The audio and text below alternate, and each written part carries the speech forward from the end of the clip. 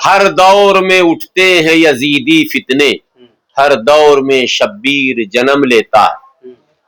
आप समझे? एक कहावत चली थी, रावण के लिए राम और बुश के लिए सद्दाम। एक वक्त सद्दाम हुसैन का भी दौरा था, लेकिन सद्दाम हुसैन की टीम जो थी उनके अंदर दूरअंदेश लोग कम थे। लेकिन आज खुमैनी साहब के दाएं बाएं जो टीम है, इनके जो मशावरती लोग हैं, तो वो शूरा जो इनकी है वो बहुत ही स्ट्रांग है। वो दुनिया के एक एक नक्लो हरकत पर उनकी नजर है पैनी। एक दूसरे, इनके अंदर शहादत का जज्बा है और ये कहते हैं वही कर भी रहे हैं। ये नहीं कि कहना कुछ और करना कुछ। खुमैनी साहब ने कहा कि शहीद हो जाऊंगा, मेरी शहादत की फिक्र ना करो, मुल्क की फिक्र करो। और उसूलन हम हुसैनी हैं, तो हम यजीदियों के हाथ पर बैठ नहीं हो सकते। तो जो रास्ता अमेरिका ने अख्तियार किया है, शायद उसके ताबूत में आखिरी कील अल्लाह ताला ईरान की तरफ से ही डालना। इसलिए कौन बड़ा और कौन छोटा, उससे बड़ा कोई नहीं है। फिरौन बजाहिर बहुत बड़ा था, लेकिन गर्क हुआ आखिर में। कारून के पास बहुत खजाने थे, बर्बाद हुआ आखिर में।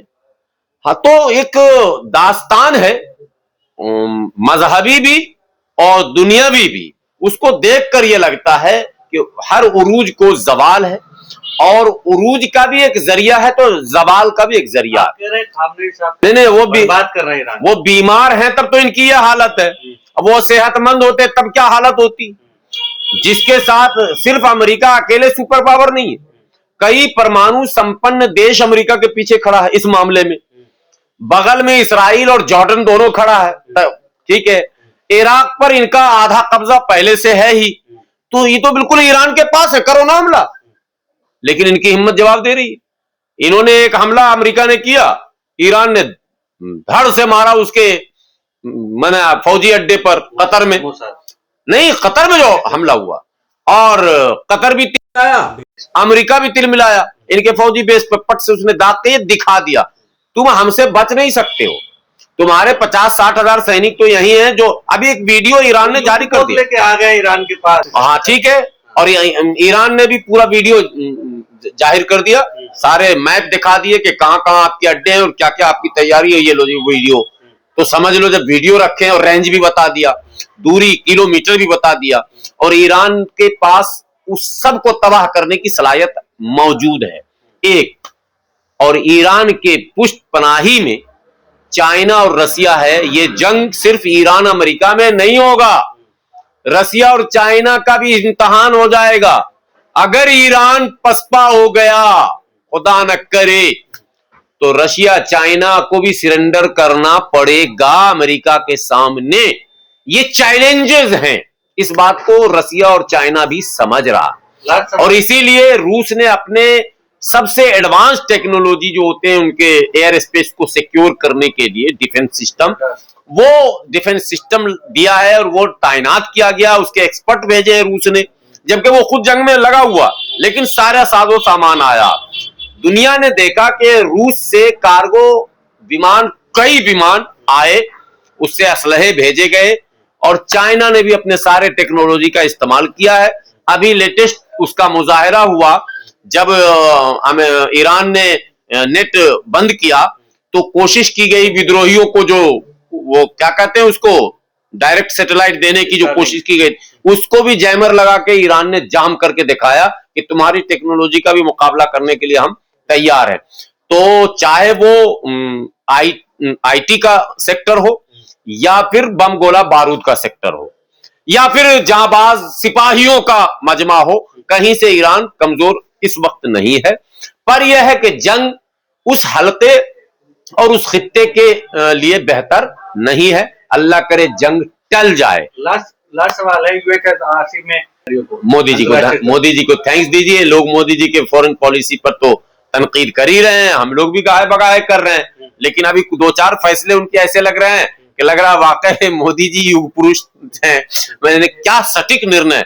देखिए, हकीकत यह है कि कश्मीर डिस्प्यूट पर जब जब यूएनओ में मामला उठा, ईरान हमेशा भारत के साथ रहा, पाकिस्तान के साथ नहीं रहा।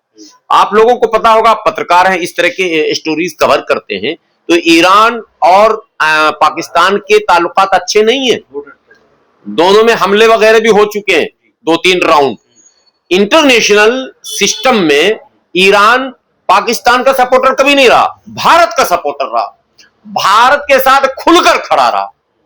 लेकिन अफसोसनाक पहलू यह है कि फिलिस्तीन के मुद्दे पर भारत की पॉलिसी में थोड़ी सी लड़खड़ाहट दिखी। उस लड़खड़ाहट की वजह हम लोग समझ रहे हैं, ना समझ लोग कुछ भी कहते हैं, लेकिन वो इंटरनेशनल मजबूरी है। कुछ असलहे ऐसे हैं जो इसराइल से सीधे सीधे भारत खरीदता है।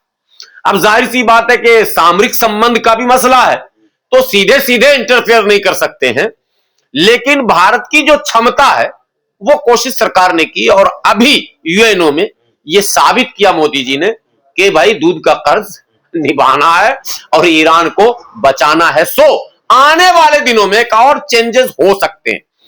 अगर भारत धीरे धीरे ओपन हो जाए ईरान के पक्ष में, तो 3 फायदे होंगे। एक तो मुस्लिम दुनिया डिमोरलाइज होगी, ठीक है, भारत का आभार प्रकट करेगी। हालांकि सब आभार प्रकट करती है, शेख साहब से तो धरपकड़ चल ही रहा है इनका, वो तो कोई मसला ही नहीं है। इनको इनामात से भी नवाजे गए, हमारे प्रधानमंत्री को अरब की दुनिया में बड़े बड़े सम्मान मिल चुके हैं, जो होते हैं सर्वश्रेष्ठ सम्मान। और गल बगैया की तो सारी तस्वीरें आपके साथ है, चाहे वो सलमान साहब हो या रियाज साहब हो या सिराज साहब हो, जब जिस राज का बादशाह आ गया, मोदी जी से बड़ा जम के चला मामला। लेकिन एक जो चाइना से हमारा डिस्प्यूट है ना, ये बैलेंस हो सकता है ईरान के जरिए। ईरान इसमें भारत का सहयोगी बन सकता है। देखिए, 2-3 पहलू को समझना है। हम लोग क्या करते हैं, फॉरेन एक्सपर्ट से पूछेंगे तो हम लोग तो जनरली बात करते हैं ना, एज ए मुस्लिम है तो मुस्लिम सोच के बात कर लिया, हिंदू है तो हिंदू सोच के बात कर लिया, ब्राह्मण है तो ब्राह्मण सोच के, ऐसे काम नहीं चलता। इंटरनेशनल पॉलिसी क्या है, भारत से संबंध अच्छे हैं ईरान के, लेकिन भारत में वो बिरादरियां उस मानसिकता के लिए अधिक से अधिक ईरान में कार्यरत हैं जिनका इमोशनल अटैचमेंट इसराइल से है, ईरान से नहीं है, इमोशनल, और वो वहां काम कर रहे हैं। ईरान इस बात को समझ रहा है कि भारत से रिश्ते अच्छे हैं, पर भारत की नई पीढ़ी जो यहां हमारे यहां काम कर रही है अलग अलग सेक्टर में, मल्टीनेशनल कंपनियों में, वो इमोशनल अटैचमेंट उनका इसराइल से। तो जो ये आंदोलन अभी चला था ना इसराइल के सहयोग से, ईरान को ये लगा कि भारत के ये लोग भी उसमें, वो दिखे भी, पकड़े भी गए 2-4। आपको पता है ना, अभी एक लड़का यहीं का पकड़ा गया जो इसमें काम करता था शिपिंग कंपनी में। तो ईरान ने बड़ी सावधानी से कि सांप भी मर जाए और लाठी भी न टूटे, भारतीयों को देश छोड़ने का आदेश इसलिए दे दिया कि आप सुरक्षित अपने देश, हमारा देश तो खतरे में है भाई।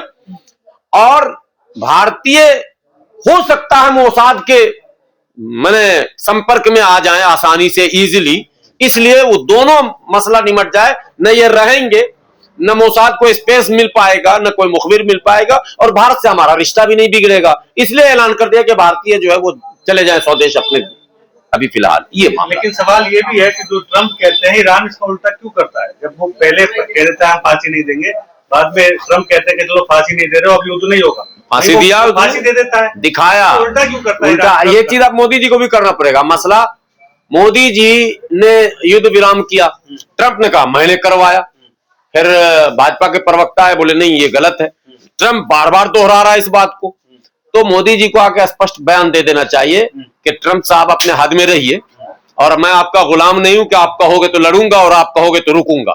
मेरा हित प्रभावित होगा तो पाकिस्तान के बाप को भी मारेंगे अगर मेरे हित को प्रभावित करोगे तो, सीधी सी बात। और मैं किसी का नहीं सुनूंगा, मैं ऑफेंस तो करता नहीं हूं, भारत ऑफेंस तो करता नहीं, डिफेंसिव लड़ाई थी ना भाई, आतंकवादी घटनाएं घटी तो हमने वो डिफेंस में काम किया।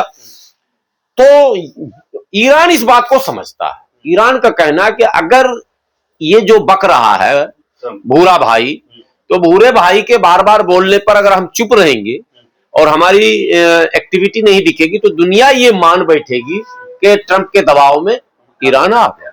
इसलिए दुनिया को ये दिखाना है कि तुम समझो वो बॉस है या क्या है। मेरे नजदीक कुछ भी नहीं है, यहां वही होगा जो ईरान का कानून है और वही होगा जो खुमैनी साहब का हुक्म, ये दिखाने के लिए ये किया जाए। लेकिन इंसानियत का एक तकाजा है, वो तकाजा ये है कि ताकतवर लोग ही अगर आगे आएंगे तो अमन कायम होगा।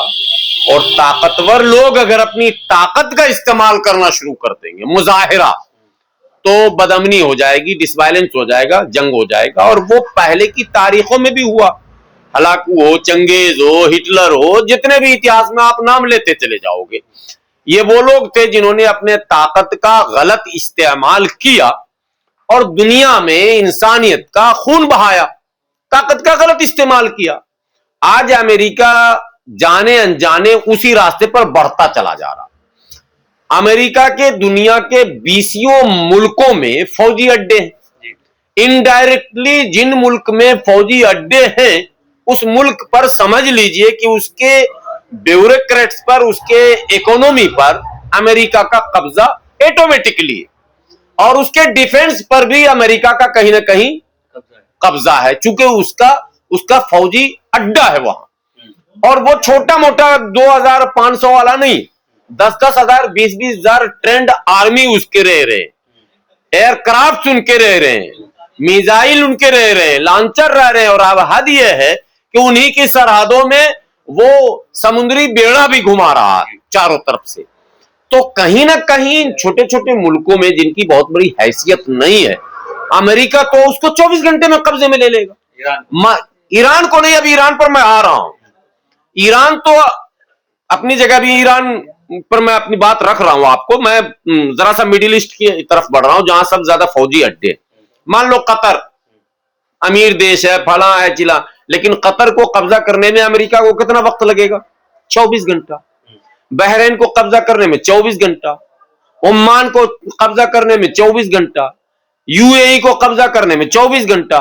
हद तो यह है कि मतलब सऊदी पर भी वो कब्जा कर सकता है, बहुत ज्यादा उसको मशक्कत करनी नहीं पड़ेगी। इसीलिए पिछले कई वर्षों से अरब के वो तमाम जो हुक्मरान हैं, वो बिल्कुल ट्रंप के आगे पीछे, जहाज ले लो तो सोना ले लो, तो पैसा ले लो, तो पेट्रोल ले लो, बस छेड़ो मत, ठीक है, ये कर रहे हैं। एक खुददार ममालिक और खुददार लीडर कभी भी इस तरह की चमचागिरी को, चापलूसी को और पिछलुग्गूपन को बर्दाश्त नहीं करता। जब फिलिस्तीन पर गैर कानूनी, गैर इंसानी ढंग से इस्राइल जुल्म पर जुल्म ढा रहा था, तो वो तमाम ममालिक जो अमेरिका के दाएं बाएं रहते हैं, सन्नाटा था। कहीं कोई एक्टिविटी नहीं, कोई प्रतिक्रिया नहीं, हाथ पैर जोड़ने में लगे हुए थे। कभी हाथ पैर जोड़ा तो 2-4 दिन बम कम गिरा, फिर हाथ पैर नहीं जोड़ा फिर बम बरसा दिया, वो उसकी मर्जी, मैं चाहे ये करूं, मैं चाहे वो करूं, मेरी मर्जी।